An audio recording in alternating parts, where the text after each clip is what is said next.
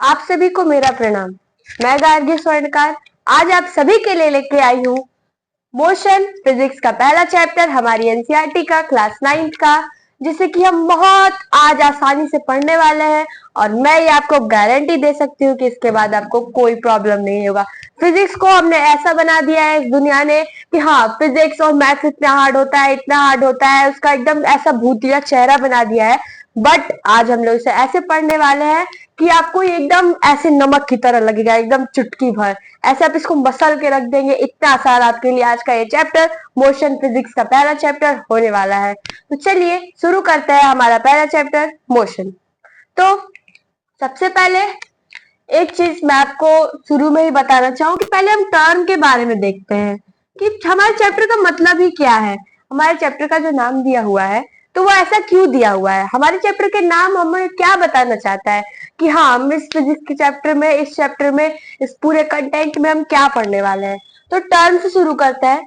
सबसे पहले हमें इस टर्म को देखने से बिना इसके कोई मतलब कि क्या समझ में आ रहा है, हमें इतना तो समझ में आ रहा है कि एक टर्म है और फिर इसके लास्ट में भी TION भी दिख रहा है। TION दिख रहा है ना। TION का मतलब क्या है, जिस भी टर्म के लास्ट में ऐसा कुछ TION होता है तो इसका मतलब ये होता है कि ये टर्म किसी प्रोसेस को दर्शा रहा है, यानी किसी प्रोसेस को ये बारे में ये पूरा टर्म बताने वाला है हम लोगों को। तो ये जो चैप्टर का नाम है मोशन, इसके लास्ट में TION है, इसका मतलब ये एक प्रोसेस को बता रहा है। इतना तो हमें समझ में आ गया। अब अपनी पूरी लाइफ में हमने ये वर्ड तो सुना ही होगा, मूव, मूवमेंट एक्सेट्रा। बहुत सारे वर्ड्स हमने सुना है, इस टेबल को ऐसे मूव कर दो, इस चीज को ऐसे, इसका मूवमेंट ऐसा है, इसका मूवमेंट सर्कुलर है। हमने अपने क्लास 6 की एनसीईआरटी में पढ़ा है, 7th की एनसीईआरटी में डिफरेंट टाइप्स ऑफ मोशंस के बारे में पढ़ा है। ऑसिलेटरी, सर्कुलर, ये ऐसे मूवमेंट करती है। अर्थ इसके अराउंड रिवॉल्व करती है, अपने एक्सिस पे रोटेट करती है। तो ये सब डिफरेंट चीजें हमने मोशन के बारे में पढ़ा है। अपना हाथ मूवमेंट करते हैं, अपने सर का मूवमेंट कर रहे हैं, अपने माउथ का मूवमेंट कर रहे हैं, अपने लिप्स का मूवमेंट कर रहे हैं। तो ये सारी चीजें क्या है, मूवमेंट है, हम इसे समझते हैं। तो अब ये मोशन हमें क्या बताना चाह रहा है, तो ये मोशन हमें ये बताना चाह रहा है कि एक प्रोसेस है। आप समझ लीजिए, जैसे कि पहले डेफिनेशन देखते हैं हम लोग। डेफिनेशन जो बुक्स वगैरह में हमें मिलती है, क्या होती है वो भाई डेफिनेशन?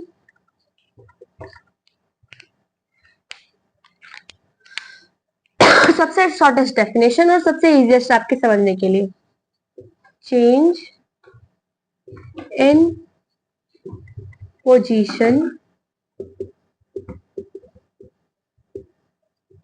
with respect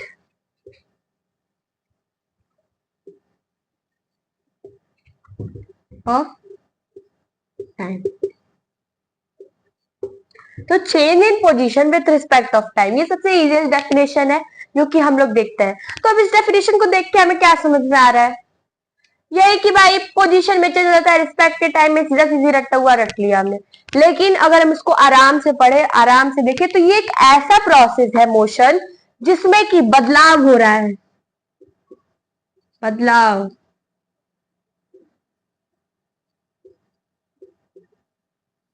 बदलाव हो रहा है।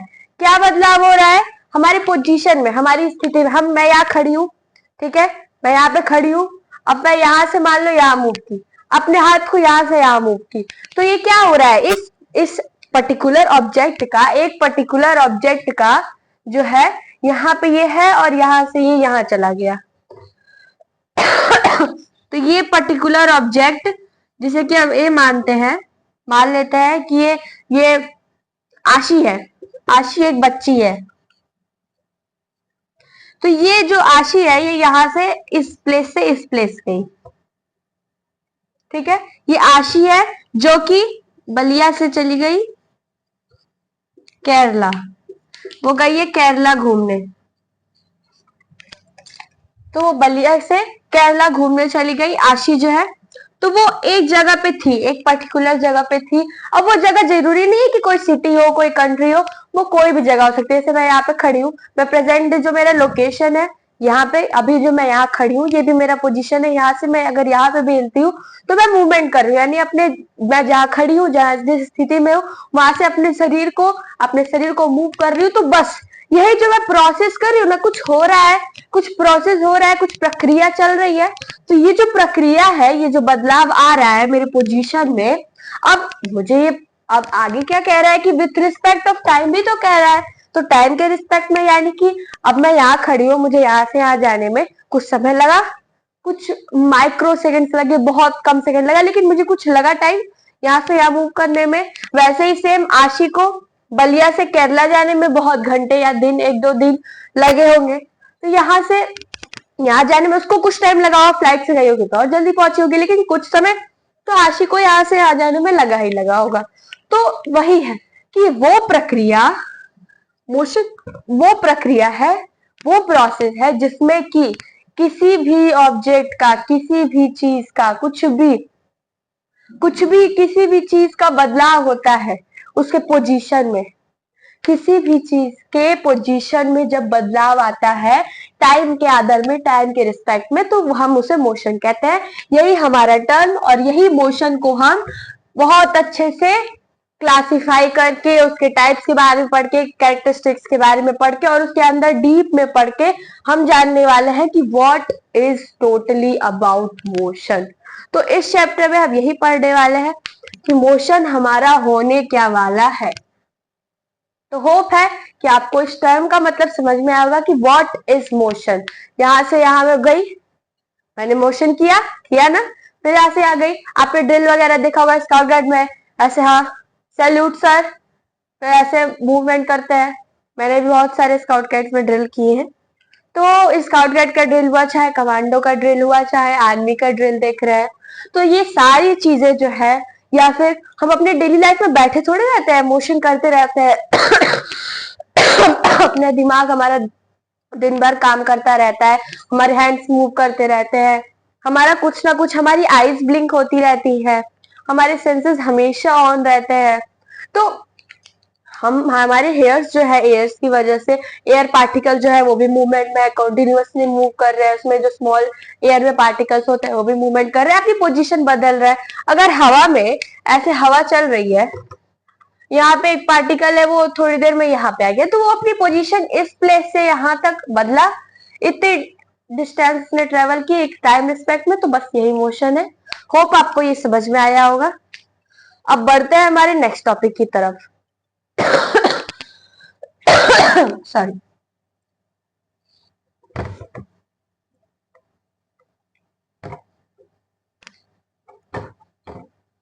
अब जनरली हम लोग किसी भी चीज को पढ़ते हैं तो हम क्या करते हैं कि हम उस चैप्टर के बारे में पढ़ते हैं, फिर अदर क्लासिफिकेशंस पढ़ते हैं कि मोशन के टाइप्स क्या होते हैं, फिर उसके अंदर क्या क्या चीजें आती है, तो उसके बारे में देखते हैं।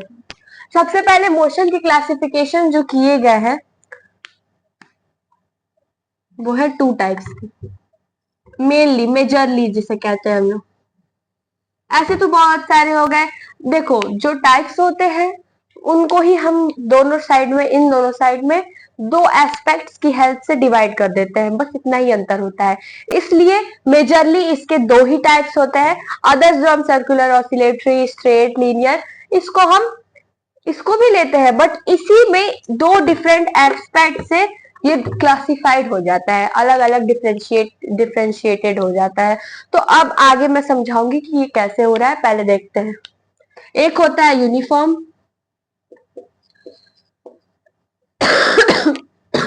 एक होता है नॉन यूनिफॉर्म।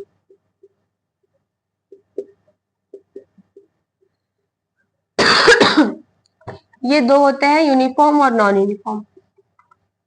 अब इस यूनिफॉर्म से आप ये मत समझिएगा कि आपके स्कूल का कोई यूनिफॉर्म के बारे में बात होने वाली है, बिल्कुल नहीं। कुछ बच्चे जो पहले से थोड़ा बहुत रीडिंग किए होंगे उनके लिए मे बी इजी हो, बट बहुत आसानी से समझते हैं। देखिए, यूनिफॉर्म मतलब एक, समझ लीजिए सबसे आसान तरीके से, कि एक बहुत क्रम में, एक सही क्रम में। अब हम कुछ भी करते हैं, अब जो कुछ लोग का होता है क्या, एक ये टेढ़ी है पेंसिल, इसको नहीं, एकदम लाइन स्ट्रेट होनी चाहिए, ये थोड़ी सी भी हिल गई ना तो ये गलती है, होती है। तो यूनिफॉर्म वाले क्या होता है, यूनिफॉर्म जो हमारी होती है वो हमें क्या दर्शाती है, हम वी आर इक्वल्स, सब इक्वल है। स्कूल यूनिफॉर्म में सभी लोग बराबर है, एक सही प्रक्रिया के हिसाब से चीजें चल रही है और सभी आदर के साथ है। है कि नहीं, यूनिफॉर्म्ड वे में है, एक सही वे में है कि हाँ किसी भी चीज को करने का ये सही तरीका है, ये गलत तरीका है, एक रिस्पेक्टफुल तरीका ये है। अब हम लेटर वगैरह भी लिखते हैं तो एक फॉर्मल वे में जब लिख रहा होता है तो बहुत बेटर तरीके से लिखते हैं, एक एक चीज हमें एक भी गलती होती है तो मार्क्स कटते ही कटते हैं, और प्लस जो अलग बेइज्जती वो अलग है, उसको छोड़ दिया जाए। और नॉन यूनिफॉर्म में क्या, अपने ही भाई बहन को तो लिख रहा होता है, अपने रिलेटिव्स को तो लिख रहा होता है, कैसा भी वर्ड घुसाते हैं, एग्जाम में नहीं बट अभी जो पहले लोग लिखते थे तो वो अपने बारे में बहुत चीजें बताया करते थे, उस समय इतना वो फॉर्मेट वगैरह नहीं होता था। मैंने लेटर्स वगैरह देखे हैं पहले कि उतना फॉर्मेट का चेक नहीं किया जाता था, बट एक यूनिफॉर्म वे होता है किसी चीज को लिखने का, और फॉर्मल में वो चीजें देखी जाती है। तो बस यही डिफरेंस है यूनिफॉर्म एंड नॉन यूनिफॉर्म में। यूनिफॉर्म मोशन क्या होता है, जब भी हम मोशन कर रहे हैं, एक चीज यहाँ है, यहां से यहाँ मोशन की, ये 5 मीटर का डिफरेंस है इस चीज के बीच में और इस चीज के बीच में। तो ये 5 मीटर का डिफरेंस है यहां से यहां तक की दूरी में।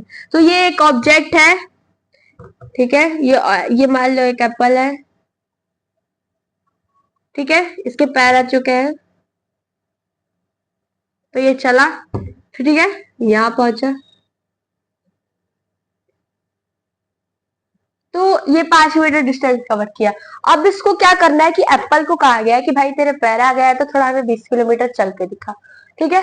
तो ये कहता है कि नहीं, मैं 20 किलोमीटर तो पहले दिन नहीं चल पाऊंगा, ठीक है, तुम कहते हो तो मैं 20 मीटर चल देता हूँ, उसमें से के हटा दो। तो कहते हैं लोग ठीक है भाई, तो फिर इसको कहते हैं कि और 5 मीटर जाओ भाई, तो ये और 5 मीटर यहाँ से यहाँ जाता है, थोड़ा सा डिफरेंस हो गया है, उसको आप लोग 5 मीटर समझिए। तो इससे कहते हैं और 5 मीटर जा। अब पहले दिन पैर आया है तो बेचारा बंदा लगातार तो थोड़े चल पाएगा, तो ये 5-5 मीटर चलता है। तो लेकिन एक बात ये थी कि ये जितनी बार भी 5 मीटर चलता है 5 सेकेंड में ही चलता है।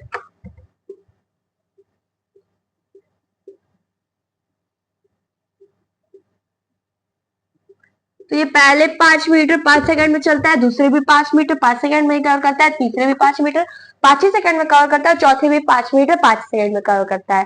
तो ये डिफरेंस वो ऐसे पूरा डिस्टेंस कवर करता है। ये पर्टिकुलर एप्पल हमारे अंकल, तो apple uncle 20 metre total distance cover करता है, 5 + 5 + 5 + 5। तो ये डिस्टेंस वो कवर करते हैं टोटल 20 सेकेंड्स में। तो अब एक बात बताओ कि अनलाइक और लाइक नंबर्स के बारे में सुना ही होगा, टर्म्स के बारे में सुना ही होगा, तो देखने में तो अच्छे वही लगते हैं जो मैच करने वाले अच्छे लगता है ना। अब ये 5 है और ये भी 5 हो तो कैसा अच्छा लगेगा, वाह भाई 1 मीटर 1 सेकेंड में, गजब, 5 मीटर 5 सेकेंड में, एकदम एक्यूरेट है, ये भी 5 तो वो भी 5, ये भी 5 तो वो भी 5। कैलकुलेशंस में भी यूनिफॉर्म मोशन के कैलकुलेशंस आ जाए तो सभी इक्वल होंगे, जो डिस्टेंस निकालना है बस सारे इक्वल ही होंगे, अभी आगे पता चलेगा, तो वो चीजें अच्छी लगती है। तो जो यूनिफॉर्म मोशन होता है वो एक पर्टिकुलर रिस्पेक्टफुल वे माना जाता है, यानी यूनिफॉर्म में इक्वल डिस्टेंस कवर होता है इक्वल टाइम में, equal distance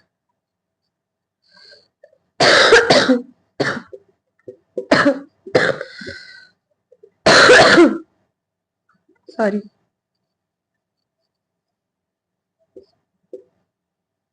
equal distance cover कर रहा है इक्वल टाइम में।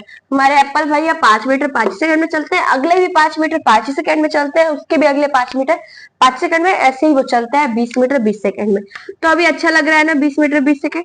इसी से याद करो कि ये फॉर्मल वे है, एक रिस्पेक्टफुल वे है, एक ऐसा वे है जो कि सबको इक्वल दिखा रहा है, ये भी इक्वल, ये भी इक्वल, ये भी इक्वल और ये भी इक्वल। तो बस यही है हमारा uniform motion, equal distance cover करना इक्वल इंटरवल ऑफ टाइम में, यानी कि इक्वल एक पीरियड में इतना ही डिस्टेंस कवर कर रहे हैं तो उतने ही टाइम में हम दूसरा भी डिस्टेंस कवर करेंगे। अगर हम 10 मीटर ट्रेवल कर रहे हैं 10 सेकेंड में, तो अगले भी 10 मीटर हम 10 ही सेकेंड में ट्रेवल करें, उसको हम 20 सेकेंड ना लगाए। तो ये हो गया हमारा क्या, यूनिफॉर्म मोशन, जो हमें फॉर्मल दिखे अच्छा दिखे। बात करते हैं नेक्स्ट की। तो हमारा नेक्स्ट क्या है, नॉन यूनिफॉर्म मोशन। अब ये तो समझ में आ रहा है कि भाई अब हम यूनिफॉर्म पढ़े हैं, फॉर्मल है तो पक्का है इसका उल्टा वाला इसका टोटल अपोजिट होने वाला है भाई। ये तो कंफर्म लिखा होता है कि भाई ये ऐसा है तो इससे कोई डिफरेंस होने ही होने वाला है। और जब दो की बात आती है और आगे नॉन या इन वगैरह कुछ लग जाता है तो समझ में आ ही जाता है कि भाई इसका टोटल उल्टा होने वाला है। तो बस ये क्या है, equal distance in equal time. तो क्या ये, तो ये डिस्टेंस कितना करेगा, covers equal distance in unequal time. अब डिस्टेंस तो तुम बदलोगे नहीं, अब 20 मीटर है तो 20 मीटर कवर करना है, उसमें 4 भाग कर दिया, 5-5 मीटर तो 5 मीटर कवर करना है भाई।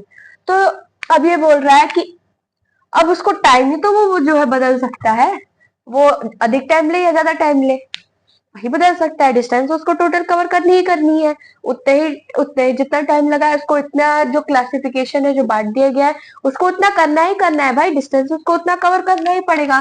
तो इसका जस्ट अपोजिट क्या हो जाता है, कवर्स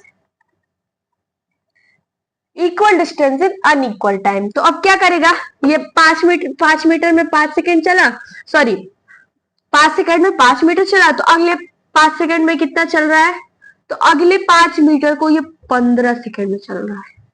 कितने सेकंड में चल रहा है, 15 सेकंड में। इसको मैं साफ से लिख देती हूँ, कंफ्यूजन नहीं हुआ।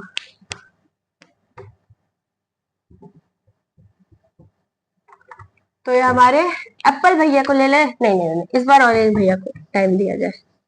ऑरेंज भैया थोड़े गोल बटोल से हैं, थोड़ा टाइम ज्यादा लगाते हैं। ये हमारे ऑरेंज भैया है, तो ये ऑरेंज भैया है हमारे यहाँ पे इस तरीके से। तो ये ऑरेंज भैया क्या करते हैं कि यहाँ से इस पॉइंट से शुरू करते हैं, यहाँ तक जाते हैं। हमारा 5 मीटर का डिफरेंस बना लेते हैं पहले यहाँ से।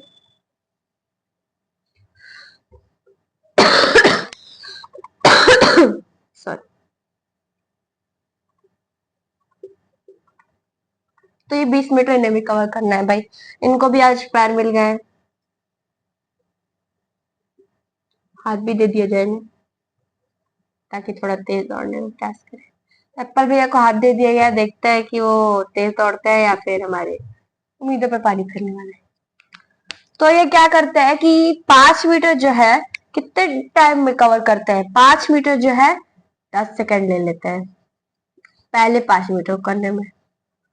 अब एप्पल भैया लगा रहे हैं ट्रिक, वो क्या कर रहा है, धीरे धीरे चल रहे हैं और फिर फटाक से जाके अपनी एनर्जी कवर अप करके धीरे धीरे चल के और फटाक जाएंगे। नेक्स्ट जो है 5 ही सेकेंड इसमें कवर कर ले रहे हैं।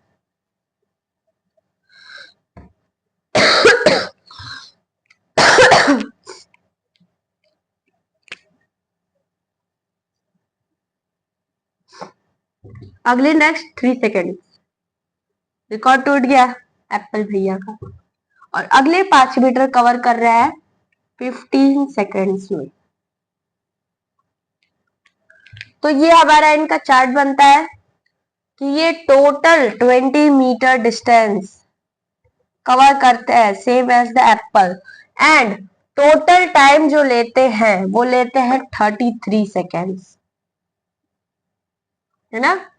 10 पे 15, 15 3 18, 18 एंड 15 33, ठीक है। तो 33 सेकेंड्स टोटल ये ले रहे हैं। तो ये हमारे एप्पल भैया क्या कर रहे थे कि 20 मीटर 20 सेकेंड्स में ही कवर कर रहे थे, और ये 33 सेकेंड्स ले रहे हैं। इसका मतलब ये ज्यादा भी ले रहे हैं, प्लस ये कौन सा मोशन कर रहे हैं, नॉन यूनिफॉर्म। अब हमारे एप्पल भैया क्या कर रहे थे, 5 मीटर 5 सेकंड में कवर कर रहे थे, अगले भी 5 मीटर 5 सेकंड में कवर कर रहे थे, बट यहाँ पे ये क्या कर रहे हैं कि ये 33 सेकेंड लगा रहे हैं, प्लस यहाँ 10, फिर 5, फिर 3, फिर 15। फिर तो सब में डिफरेंस दिख रहा है ना, यहाँ 5 का डिफरेंस हो गया, फिर यहाँ पे 2 का डिफरेंस हो गया, लेस हो गया, यहाँ पे फिर इंक्रीज हो गया, फिर यहाँ पे 12। तो ये चीजें बढ़ती घटती रह रही है, यहाँ पे इक्वल एक जैसा नहीं दिख रहा है। यहाँ 5 मीटर 10 हो गया है भाई, यहाँ 5 मीटर 5 ही है, यहाँ 5 मीटर पे 3 आ गया है, यहाँ 5 मीटर पे 3 गुना 15 आ गया है। तो बस यही है नॉन यूनिफॉर्म मोशन, यानी कि हम इक्वली डिस्टेंस कवर करेंगे लेकिन अनइक्वल टाइम में, बिना किसी फॉर्मल वे के। कभी धीरे चल रहा है मन कर रहा है, तो कभी तेज चल रहा है मन कर रहा है, तो कभी नहीं भाई ऐसे सो के चल रहा है मन कर रहा है। तो यही चीजें हैं। तो ये है नॉन यूनिफॉर्म मोशन, यानी इक्वल डिस्टेंस कवर करना अनइक्वल टाइम में is called non uniform motion. With example हमें समझ में आ गया। तो ये दो मेजर क्लासिफिकेशन है हमारी मोशन के। नेक्स्ट अगले टॉपिक पे बढ़ते हैं।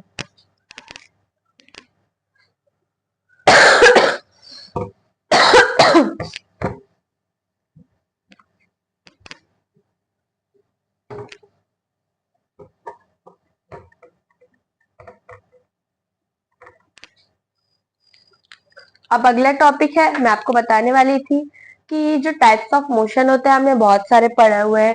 Periodic motion, circular motion, linear motion या रेक्टिलिनियर मोशन। इसके अलावा हम लोगों ने रिवॉल्यूशनरी देखा, रोटेटरी देखा, इसके अलावा ऑसिलेटरी भी देखा है, टू एंड फ्रो, पीरियोडिक भी देखा है कि पर्टिकुलर इंटरवल ऑफ टाइम में। तो हमने बहुत सारे मोशन देखे हैं। अब इसका classification uniform and non uniform में कैसे कर दिया जाता है, इस बेसिक चीज को आप यूं समझ जाएंगे और फिर कहेंगे कि ये तो बहुत आसान था, इसको तो कोई वैसे करने की जरूरत ही नहीं है। तो एक तरफ हम लेते हैं यूनिफॉर्म चार्ट पे अपने, और एक तरफ लेते हैं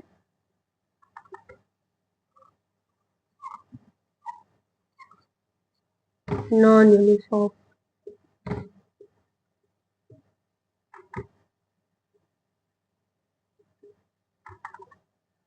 अब यहाँ लेते हैं हमारे मोशंस।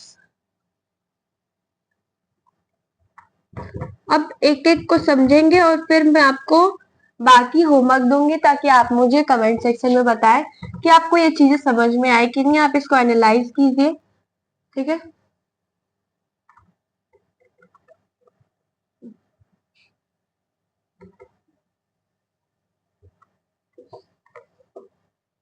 थोड़ा डार्क कर देते हैं।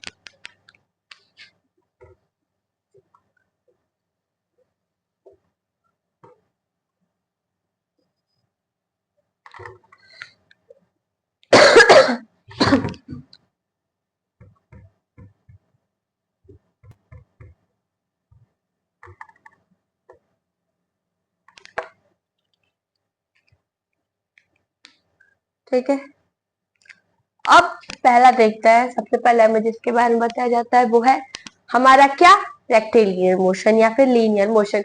इसमें क्या होता है, हमें हमेशा बताया जाता है कि आपने सोल्जर्स को ड्रिल करते हुए, मार्च करते हुए देखा है, हमेशा सीधा मार्च करता है, हमेशा एक सीधे वे में मार्च करते हैं। कभी भी वो टेढ़ा मेढ़ा नहीं होता है, उनको घूमना भी होता है तो ऐसे करके घूमते हैं। तो एक पर्टिकुलर वे होता है उनका रिस्पेक्टफुल, वो अलग होता है, सबके लिए डिफरेंट होता है।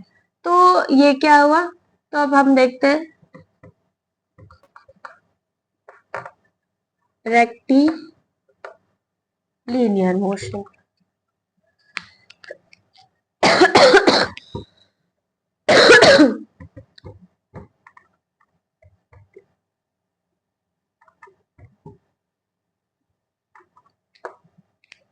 ये दिख रहा है, और उसको थोड़ा डार्क कर देती हूँ, आप लोगों को अच्छे से दिखाई देगा।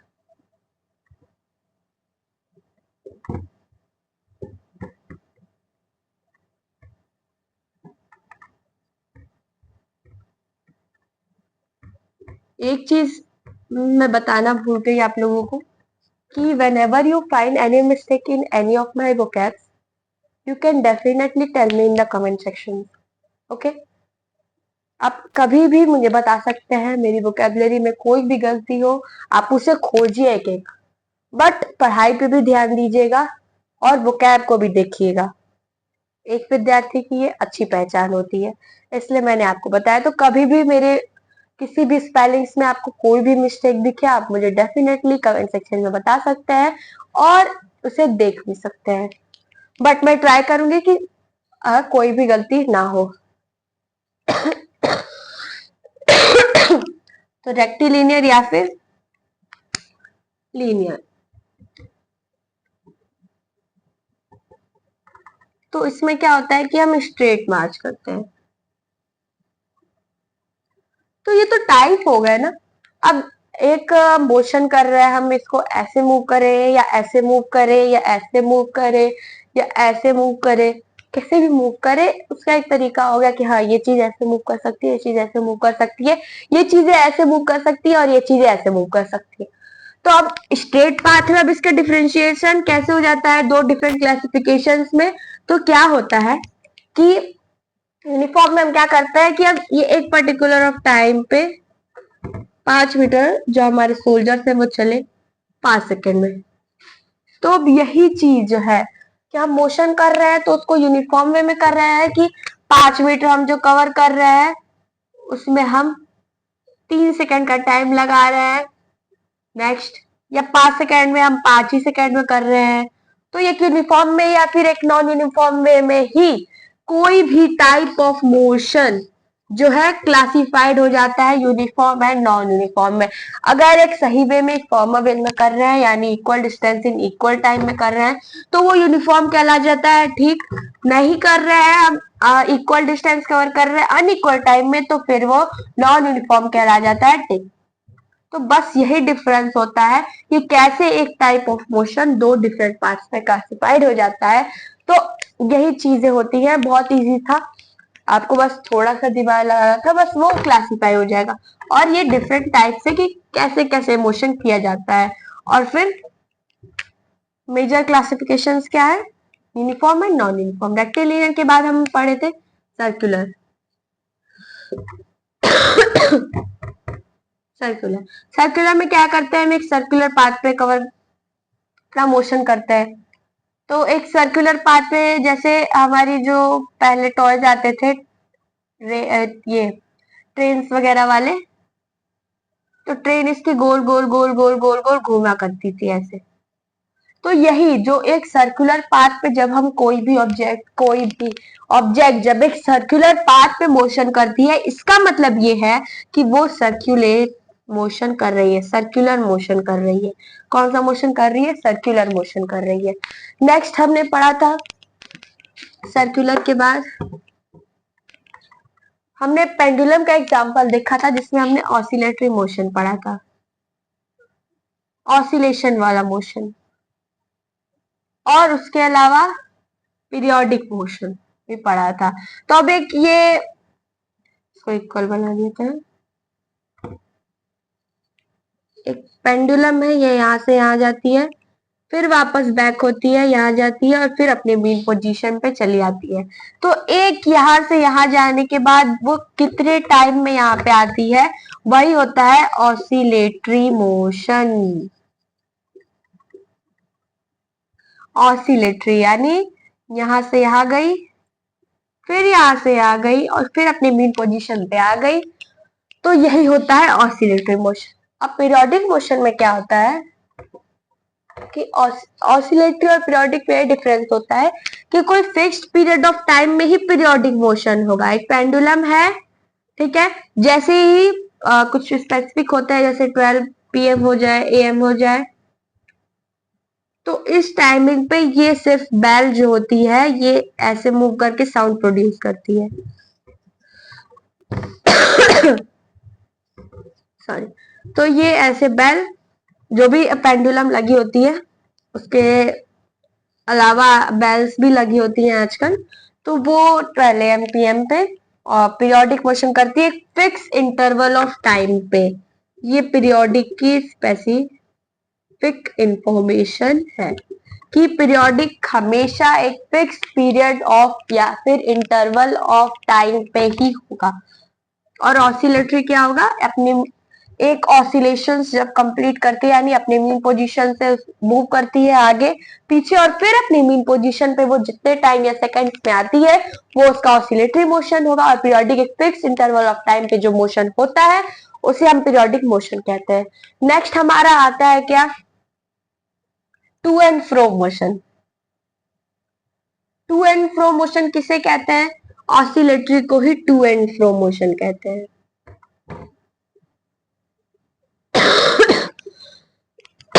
क्योंकि ऑसिलेटरी मोशन में ही तो ये आगे जाता है फिर पीछे आता है। अब देखो जब एक स्विंग की बात करें, ऐसे मैंने मान लो एक ये स्विंग है, एक स्विंग की बात करें तो ये फिक्स इंटरवल ऑफ टाइम जरूरी नहीं है कि ये फिक्स इंटरवल ऑफ टाइम पे ये करें, ठीक है।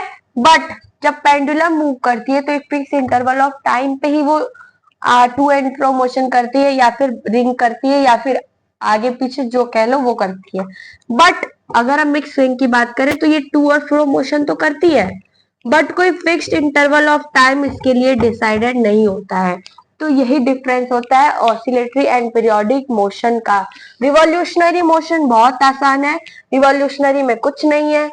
रिवॉल्यूशनरी यानी कोई ऑब्जेक्ट जब किसी दूसरे ऑब्जेक्ट के गोल गोल एक एक्सिस पे, एक्सिस नहीं, एक पाथ पे उसके अराउंड रिवॉल्व करती है तो उसे हम क्या कहते हैं? Revolutionary motion. Revolutionary motion.